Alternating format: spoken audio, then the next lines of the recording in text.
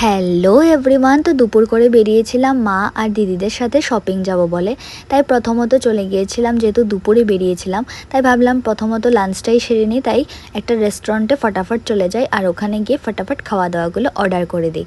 আর এখানে আমরা দুজন বসে একটু পোজ দিচ্ছিলাম আর ইমলি রানী বসে একটু কার্টুন দেখছিল, কারণ ও যদি কার্টুন না দেখে তাহলে ও অনেক চিৎকার চেঁচামেচি করবে, তাই ওকে ফোনটা দেওয়া হয়েছিল। বাচ্চাদেরকে এমনিতে ফোনটা দেওয়াটা বেশি একটা ভালো নয়, কারণ ওদের ব্রেন ডেভেলপমেন্টে একটু প্রবলেম হয়ে যায়, সেই জন্য। যাই হোক, তারপর ওখানকার খাওয়া দাওয়াগুলো বেশ ভালোই ছিল। আমার তো প্রত্যেকটা ডিশ খুব ভালো লেগেছে আর প্রত্যেকেরই ভালো লেগেছে। এই যে উনি চুপচাপ বসে কার্টুন দেখছেন আর আমরা প্রত্যেকে বসে বসে চুপচাপ খাওয়া দাওয়া করছি।